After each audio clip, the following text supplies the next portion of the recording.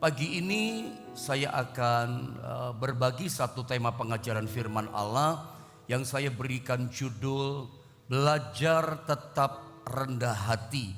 Ini sebetulnya lanjutan daripada khotbah yang sesi kemarin.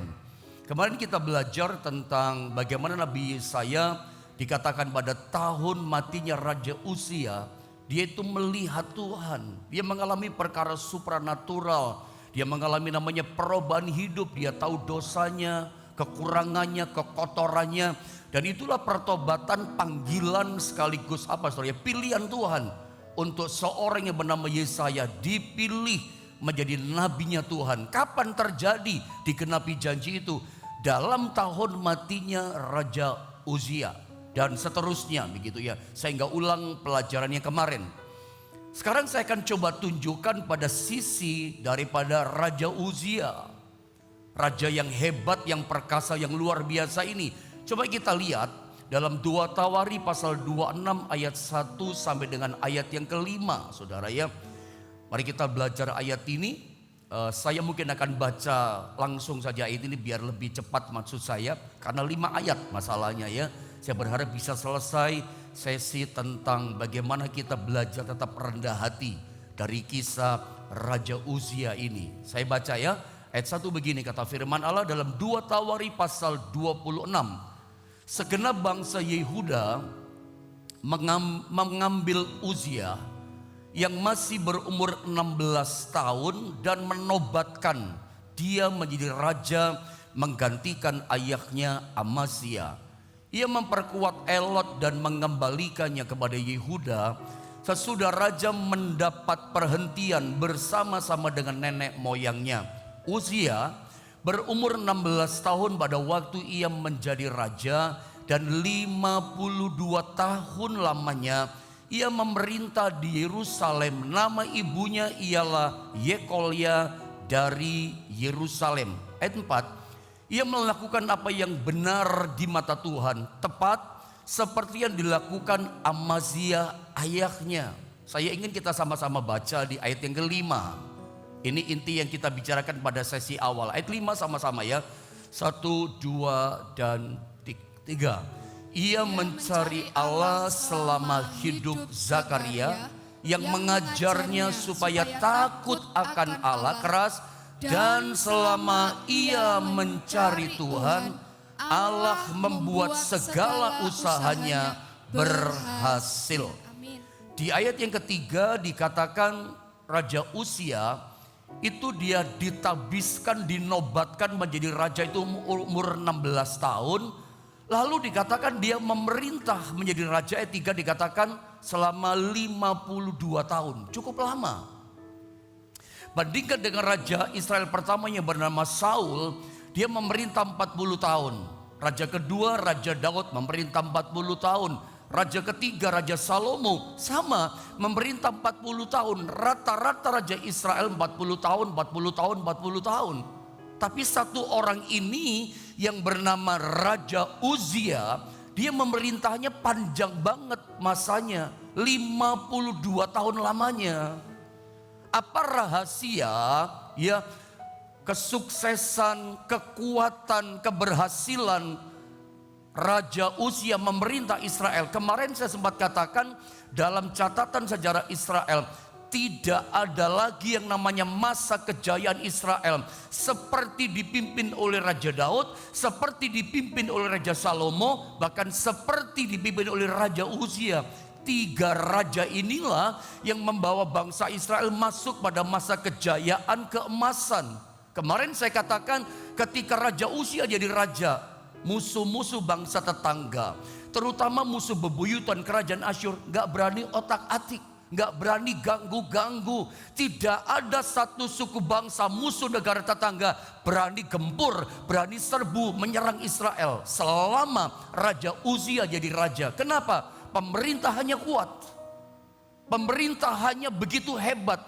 Di ayat yang kelima saya coba tunjukkan sama ayat ini. Ini rahasianya, ini kunci poin pentingnya.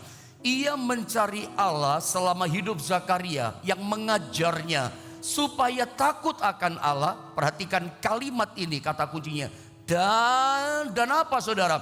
Selama ia mencari Tuhan, Allah membuat segala usahanya berhasil. Ini kata kuncinya.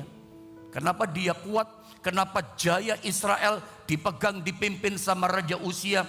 Kuncinya dia mencari Tuhan. Selama dia mencari Tuhan, maka Tuhan membuat segala usahanya berhasil. Dengan kata lain, saya mau sodorkan kembali sama saudara perkataan firman Allah ini. Kalau Anda ingin 2023 di tahun ini, Anda rindu, Anda maukah saudara bahwa segala usaha yang Anda kerjakan, segala apa yang Anda perbuat, Tuhan membuat berhasil usahamu. Kuncinya apa? Cari Tuhan. Setiap orang yang mencari Tuhan, maka Tuhan akan membuat segala usahanya berhasil. Gak pernah berubah ya.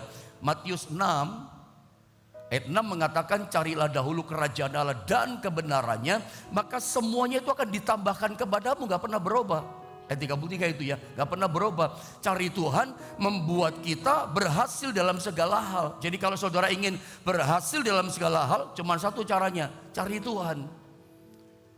Saya kemarin sore bicara di salah satu ibadah rumah tangga, bandingkan dengan kehidupan Kaleb. Kaleb dan Yosua itu masuk tanah Kanaan. Rahasianya di mana? Mereka mencari Tuhan, ikut Tuhan dengan sepenuh hati. Dari 2 juta atau 3 juta orang Israel, semuanya gagal masuk tanah Kanaan, menduduki tanah Kanaan. Yang berhasil cuma 2. Generasi pertama 2-3 juta, semuanya gagal. Cuma 2 orang yang berhasil. Kenapa berhasil? Ikut Tuhan sepenuh hati, cari Tuhan sepenuh hati.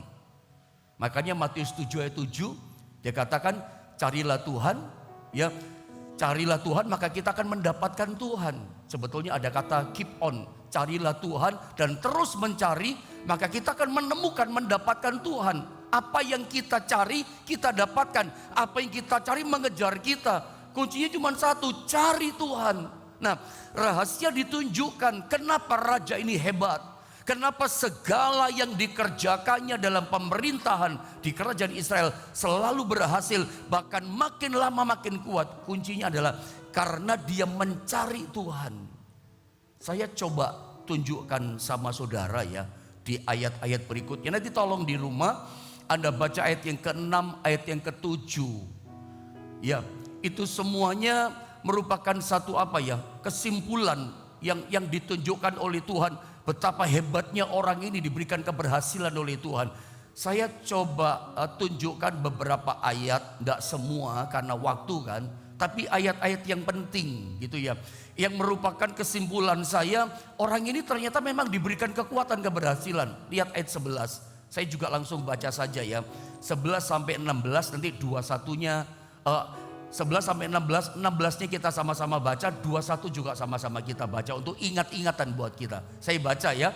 Ini profile. Jadi 2 tahun ini 26, inilah profile daripada Raja Uzia. Lihat ya. Selain itu, lihat. Uzia mempunyai tentara yang sanggup berperang, yang maju berperang dalam laskar-laskar menurut jumlah anak buah yang dicatat oleh Panitera Yeiel dan penata usaha Maasea di bawah pimpinan Hananya, salah seorang panglima raja. Ada banyak ayat ya, ikuti saja.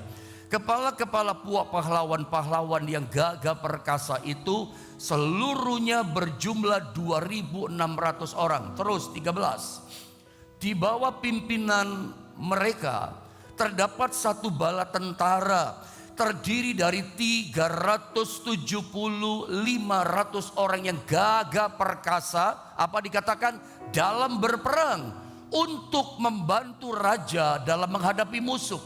Lihat kekuatannya. Uzia, lihat, memperlengkapi seluruh tentara itu dengan perisai, tombak, ketopong, baju sirah. Ini senjata-senjata yang hebat di masa itu. Busur ya, panah ya, dan batu umban. Terus ayat 15, ia, perhatikan ini, membuat juga di Yerusalem, ibu kota Israel, alat-alat perang. bikin alat perang, ciptaan seorang ahli, apalagi yang dapat menembakkan anak panah dan batu besar yang ditempatkan di atas menara-menara dan penjuru-penjuru. Nama raja itu lihat termasyur, saya ulang, nama Raja Uzia dikatakan termasyur sampai ke negeri-negeri yang jauh, ya. Karena ia, ini kuncinya, karena apa? Karena ia ditolong dengan ajaib sehingga menjadi kuat. Ini loh saudara, karena mencari Tuhan maka segala yang diusahakannya diberkati, disertai Tuhan. Akibatnya apa? Dia selalu ditolong dengan kuasa supranatural, dengan ajaib. Ia selalu ditolong dengan ajaib sehingga menjadi kuat. Jadi yang membuat Uzia raja ini termasyur, terhormat, ditakuti oleh lawan, itu karena dia mencari Tuhan, karena dia mengandalkan kekuatan Tuhan. Masih ingat saya katakan kemarin, Uzia itu artinya adalah my strength is Jehovah, kekuatanku adalah Tuhan. Karena dia cari Tuhan, dia andalkan kekuatan Tuhan, maka tidak heran dia ditolong dengan ajaib, ditolong dengan ajaib sehingga menjadi kuat. Jangan sombong dulu kalau kita kuat hari ini, itu karena kuasa ajaib Tuhan yang menolong setiap kita. Anda jadi kuat, ekonomi jadi kuat, ya, bisnis usahamu jadi kuat, itu karena pertolongan ajaib daripada Tuhan. Hasil Anda mengandalkan kekuatan Tuhan, prakteknya adalah mencari Tuhan tadi. Tapi mari saya tunjukkan, setelah dia sukses, setelah dia hebat, setelah dia menjadi sangat kuat, termasyur sampai ke negeri-negeri yang jauh. Ayat 16, ini merupakan titik balik kehidupan Raja Uzia. Saya ulang, dengar baik. Ayat 16 ini menjadi titik balik kehidupan seorang raja yang bernama Uzia. Titik baliknya bukan dia semakin yang namanya mengalami level up, ya. Tapi dia bukan yang namanya makin meningkat, tapi dia mengalami namanya downgrade, bukan upgrade tapi downgrade, makin turun. Ini titik baliknya yang 16, bukan makin naik, makin hancur, terperosok. Di ayat 16 diceritakan. Ayo sama-sama kita baca. Kenapa dia downgrade, makin turun? Harusnya makin hebat dong, tapi ini makin turun. Ayat ini menunjukkan titik balik kehidupan seorang yang hebat yang bernama Raja Uzia, anjlok hidupnya. Sama-sama kita baca yuk ayat 16. 1, 2, 3. Setelah ia menjadi kuat, ia menjadi tinggi hati sombong, sehingga ia melakukan hal yang merusak. Ia berubah setia kepada Tuhan Allahnya dan memasuki bait Tuhan untuk membakar ukupan di atas mezbah pembakaran ukupan. Setelah jadi kuat, mapan, hebat, termasyur, luar biasa, tentara-tentara kuat, alat-alat perang dia bisa ciptakan, menjadikan dia sangat kuat di Israel. Gak ada orang berani serang-serang ganggu-ganggu dia. Terkenal, raja hebat, raja ditakuti, terhormat, termasyur. Dia jadi tinggi hati. Dia lupa itu semua karena Tuhan dengan kuasa yang ajaib. Tadi kita baca, menjadi tinggi hati. Bagaimana caranya dia menjadi tinggi hati dan sombong? Bentuknya bagaimana dalam ayat ini? Dikatakan dia jadi semaunya sendiri. Orang Jakarta, dia jadi orang yang sombong, tinggi hati, menjadi semau gue. Lulu gua. Tuhan mah Tuhan. Kalau apa yang saya mau kerjakan ya sesuka saya lah. Itu yang dia mau.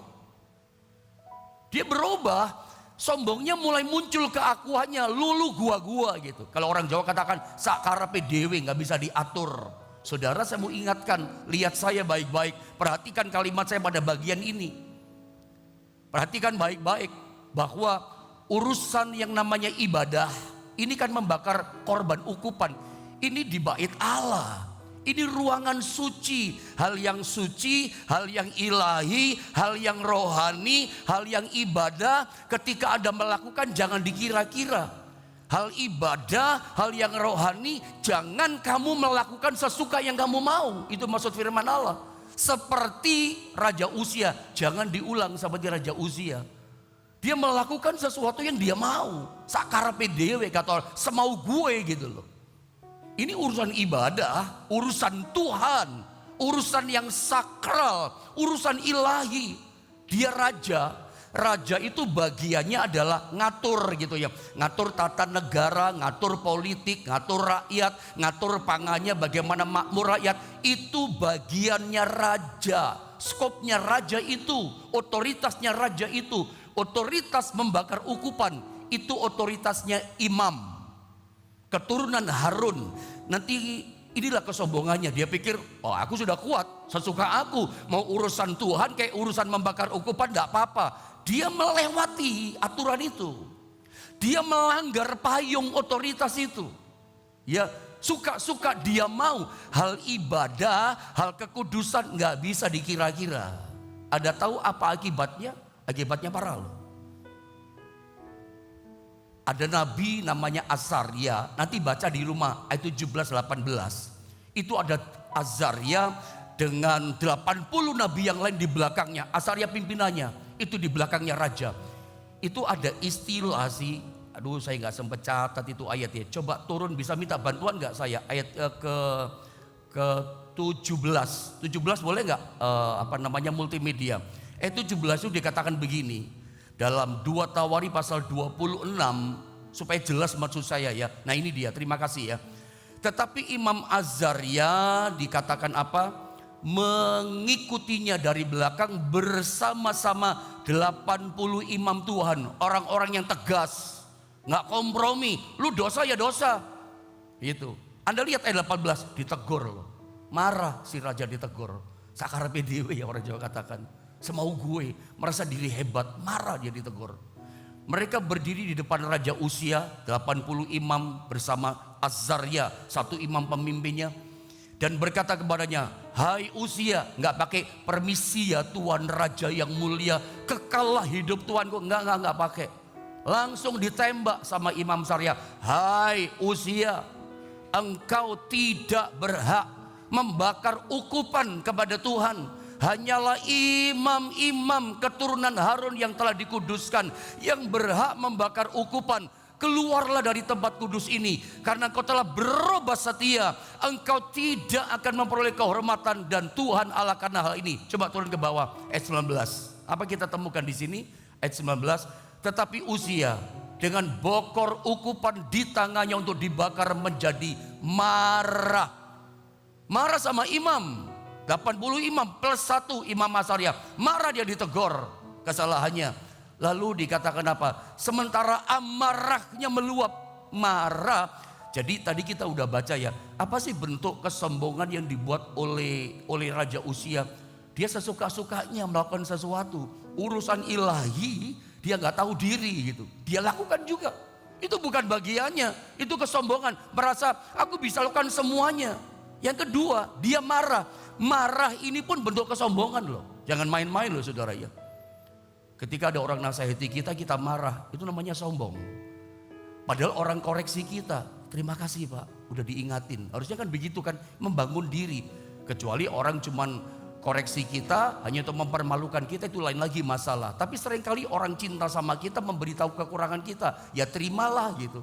Tapi ketika kita marah, ini bentuk muncul yang namanya kesombongan. Nggak mau ditegur, marah dia. Sementara dia marah, kena kusta dari kepala sampai seluruh tubuhnya.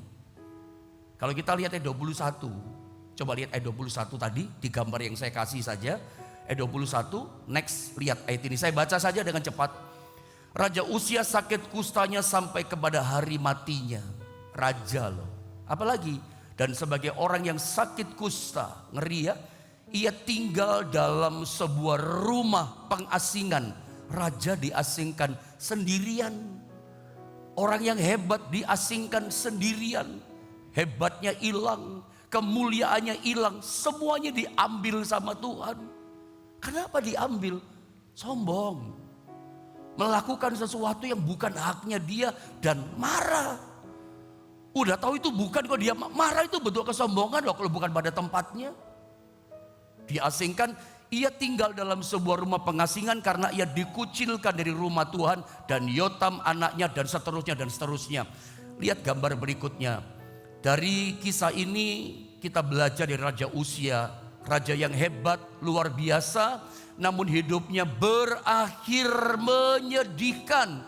Kenapa? Tidak bisa tetap jaga hidupnya rendah hati. Jadi sombong ini daya hancurnya mengerikan, saudara ya. Kadang-kadang kita itu jadi orang kayak Raja Uzia, gak sadar gitu loh. Hebatnya udah diambil, masih gak sadar. Rezekinya udah diambil. Kalau Anda sukses diberkati, itu karena Tuhan tolong saudara dengan kuasa ajaibnya. Ada saja rezekinya, ada saja jobnya. Masa-masa sulit, masa sukar, ada saja proyeknya. Walaupun ada proses, saudara, ada proses. Kadang ada hambatan, ada stagnasi, ada jalan tertutup, ada ini, ada itu. Oh, kesukarannya banyak kita anak Tuhan. Tapi selalu kita lihat ada keajaibannya. Nah, kadang-kadang ketika kita mulai sombong, tinggi hati, itu rezekinya mulai diambil. Masih gak sadar, masih bisa kok aku kerja. Udah diambil berkatnya, masih belum sadar, masih ada job gitu loh. Padahal udah mulai diambil. Sampai ketika mentok, rezeki habis, proyek gak ada lagi, baru sadar, oh udah diambil berkatnya sama Tuhan. Seperti Raja Uzia, diasingkan, hilang kemuliaan, hilang kehormatan semua. Makanya saya suka bilang sama saudara, orang yang cinta Tuhan, dia dicintai Tuhan. Orang mengasihi Tuhan, oh dia pasti dikasihi Tuhan. Orang yang meninggikan Tuhan, Tuhan pasti tinggikan hidupnya. Orang juga yang menghormati Tuhannya, Tuhan juga pasti berikan kehormatan dalam hidupnya. Ini hilang kehormatan, dipermalukan sampai akhir hidupnya. Dia gak sadar sih. Saya pernah khotbah sama saudara tentang Gehazi. Itu kena kusta karena rakus dengan harta. Tapi heran, di satu kali dia bisa ngobrol sama raja. Saya yakin pasti dipulihkan itu orang. Coba dia belajar seperti Gehazi. Karena cara Tuhan memulihkan kita dari kesombongan kita yang udah hancur. Ya kembali kepada Tuhan seperti anak terhilang. Tidak ada cara yang lain. Tuhan kasih ajarkan sama kita bagaimana caranya Tuhan memulihkan kita dari kehancuran kesombongan kita. Kembali seperti anak terhilang, anak bungsu ini, prodigal son ini kan sombong banget. Merasa gak butuh bapaknya, nasihat bapaknya dia gak pakai. Ya, dia merasa aku bisa kok, karena kesombongannya dia hancur miskin, berkatnya hilang semua. Bagaimana cara Tuhan memulihkan dia, kata Alkitab? Dia kembali kepada bapaknya, gak ada cara yang lain. Andalkan lagi Tuhan, percayakan hidup kita kepada Tuhan. Masih ada waktu. Sebetulnya ada apa dengan kesombongan itu? Ada apa dengan kesombongan? Kesombongan itu adalah gini loh, penyakit dasar dari semua orang. Saya bukan sedang menghakimi, menyampaikan firman. Saya setiap kali mengajar firman Allah, itu prinsip saya memposisikan diri saya seperti jemaat. Saya khotbah sama diri saya dulu. Saya bukan sedang menghakimi loh. Ya. Kalau saya bicara kesombongan bukan berarti saya kehebatan gitu, enggak juga. Karena makanya saya berani katakan ini, kesombongan itu adalah penyakit dasar dari semua orang. Yang namanya orang, yang namanya manusia pasti sombong dia. Itulah maksud saya. Pokoknya namanya orang pasti sombong. Dan kesombongan itu, lihat gambar berikutnya. Makanya saya berani katakan setiap orang itu pasti sombong. Namanya manusia itu pasti ada kesombongannya. Makanya saya katakan kesombongan itu dia bisa muncul, dia bisa menyamar dalam berbagai macam bentuk dan rasa. Contohnya kita udah lihat Raja Uzia, sepertinya nggak apa-apa. Kan dia orang nomor 1, kan dia raja, bisa bikin apa saja. Hal ibadah dia bisa obok-obok.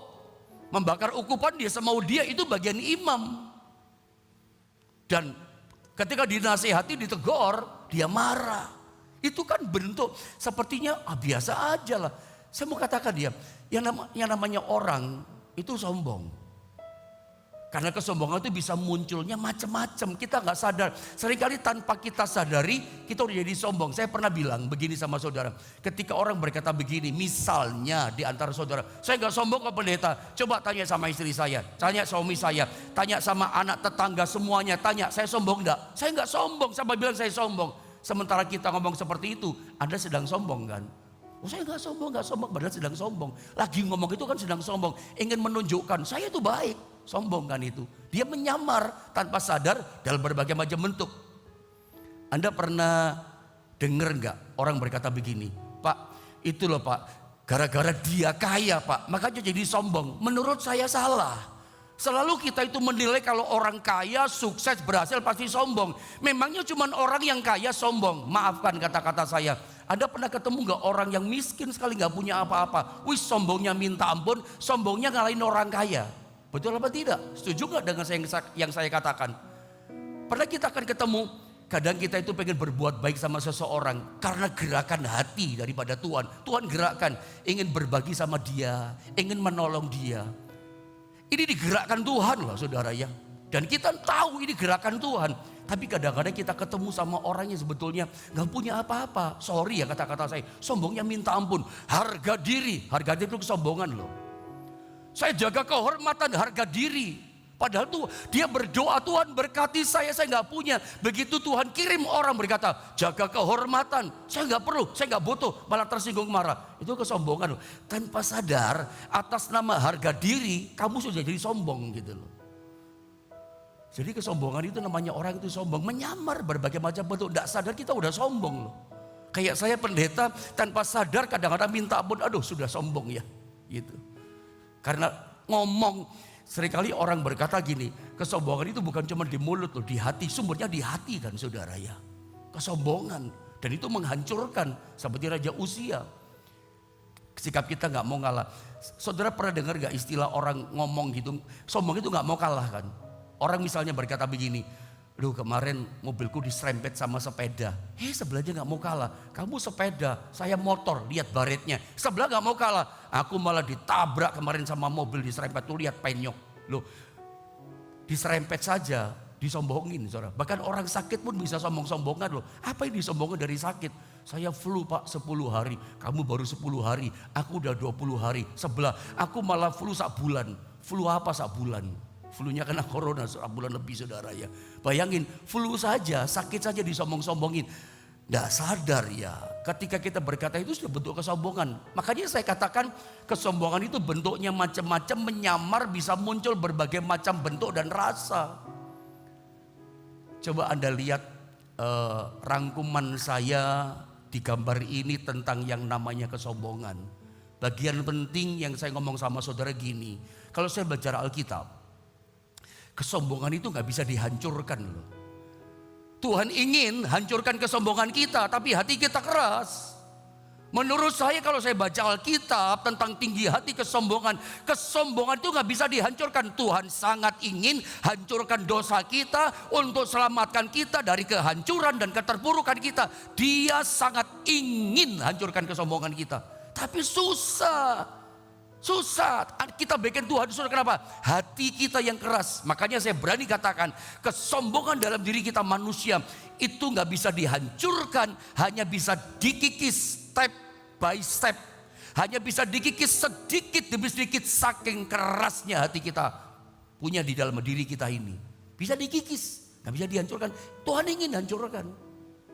Makanya saya katakan rangkuman saya nomor 1, sebelum kesombongan dikikis step by step, maka keberhasilan hanya akan mencelakakan kita.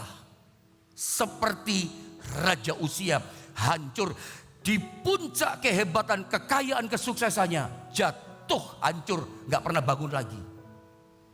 Itu terjadi pada Uzia. Makanya ada pernah gak merasa Tuhan tuh rasanya pelit sekali ngangkat hidup kita? Pernah gak rasa begitu? Saya mau kasih tahu ya, untuk Tuhan ngangkat hidup saudara, untuk Tuhan pulihkan berkati hidup saudara, itu mudah. Semudah membalik telapak tangan, dia mudah berkati kita. Tapi Anda kan tahu, Tuhan seringkali kita rasa gini, dia pelit angkat hidup kita. Karena gini loh saudara ya, kita itu lebih susah menghadapi namanya keberhasilan. Daging kita ini susah menghandle namanya keberhasilan.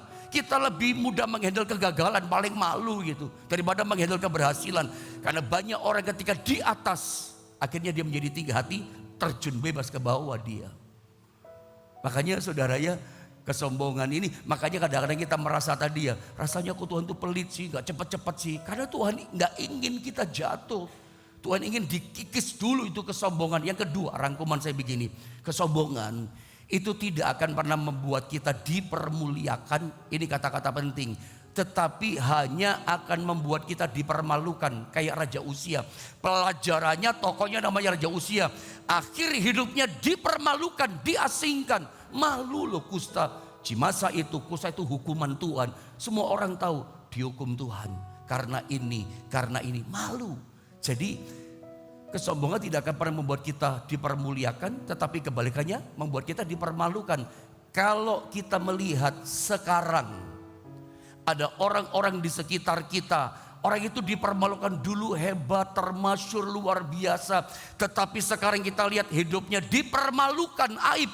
Kenapa? Dia pasti sombong. Kalau kita lihat orang dipermalukan sederhana, oh ini sombong hidupnya dulu. Karena Alkitab yang berkata gak mungkin meleset. Orang yang merendahkan diri ditinggikan oleh Tuhan. Itu prinsip kan, hukum kan. Tapi orang yang meninggikan diri pasti direndahkan, dipermalukan oleh Tuhan. Jadi kalau kita lihat orangnya dulu hebat, sekarang dipermalukan, sederhana, ini pasti sombong.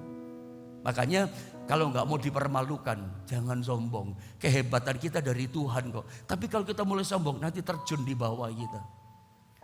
Mengingat daya hancurnya, maka kesombongan itu bukan hanya dihindari. Ini rangkuman saya, saudara ya. Tetapi harus ditakuti. Kesombongan gak bisa dihancurkan, yang beda kikis. Tapi daya hancurnya loh bahaya. Belajar dari kisah Raja Uzia. Kesombongan itu bukan cuma hanya aktivitas hati. Tapi saya tulis apa? Bukan hanya sebatas aktivitas di mulut. Tapi itu dimulai dari hati dan seterusnya. Karena waktu dengan cepat saya bawa saudara pada ayat penting ini. Lihat bagaimana caranya iblis menjadikan kita menjadi musuh Allah. 1 Petrus pasal 5 ayat yang kelima. Ini rangkuman ayatnya, sama-sama kita baca. 1, 2, dan 3. Allah menentang orang yang congkak, tetapi mengasihani orang yang rendah hati. Allah menentang, terjemahan lain lebih ekstrim. Allah melawan, Allah memerangi orang yang congkak.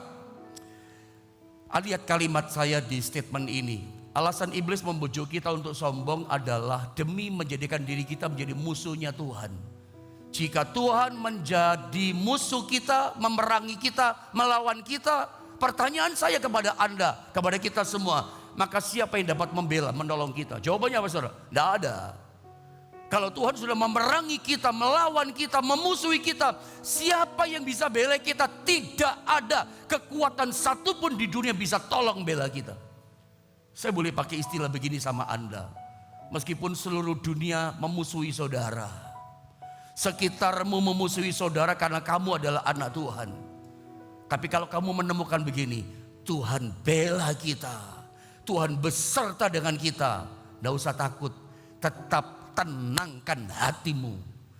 Kalau Tuhan yang bela kita meskipun seluruh dunia memusuhi saudara, saudara tahu jawabannya, tetap tenang. Engkau tetap keluar sebagai pemenang. Kadang-kadang dalam satu kerjaan, bisnis, usaha, ada orang gak suka ya.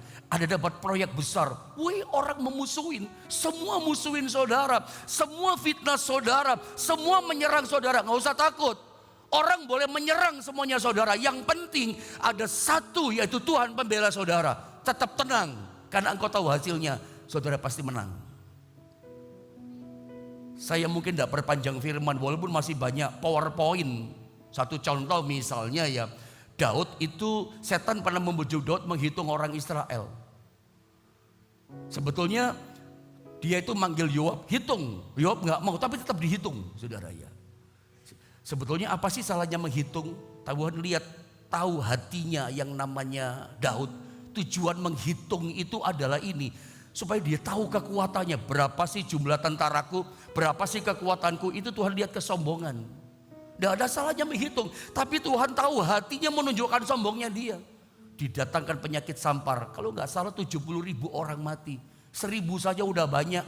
Kalau gereja punya jemaat 70.000, wow. Ini kayak kalah perang, mati 70.000 orang kena penyakit sampar. Ngeri loh saudara ya. Gara-gara apa? Daud itu raja yang berkenan di hati Tuhan, tapi begitu sombong Tuhan gak peduli. Kenapa sih Tuhan gak suka sama sombong? Saya tunjukkan ayat ya, ini ayatnya ya. Sebentar saya baca lalu selesai ya, tanggung saya ya. 6 perkara ini yang dibenci Tuhan, bahkan 7 perkara yang menjadi kekejian bagi hatinya, mata sombong dan seterusnya, lidah dusta seterusnya. Nah, kata dibenci Tuhan, kekejian bagi Tuhan, terjemahan bahasa Indonesia sehari ini, ada 7 perkara dibenci Tuhan. Salah satunya kesombongan tadi, dan tak dapat dibiarkannya. Kekejian itu gak dapat dibiarkannya. Makanya Daud pun mengalami yang namanya tulah itu 70.000 mati karena kesombongan. Karena apa? Tuhan gak bela dia. Kesombongan itu menjadikan kita posisi musuhnya Tuhan. Daya hancurnya ngeri. Tapi saya mau tunjukkan sama saudara, seperti saya katakan di pertengahan tadi, cara Tuhan menolong kita dari kehancuran kesombongan cuma satu, kembali sama Tuhan. Jadikan kembali Tuhan menjadi my strength, kekuatan kita. Jehovah is my strength, kekuatan dalam hidup kita. Maka saya percaya kalau kita kembali seperti anak terhilang, Tuhan pulihkan semuanya. Mengingat daya hancur kesombongan, tetap kita mau rendah hati, andalkan Tuhan dalam hidup setiap kita. Andalkan Tuhan dalam segala perkara hidup kita. Mari kita sama-sama berdoa.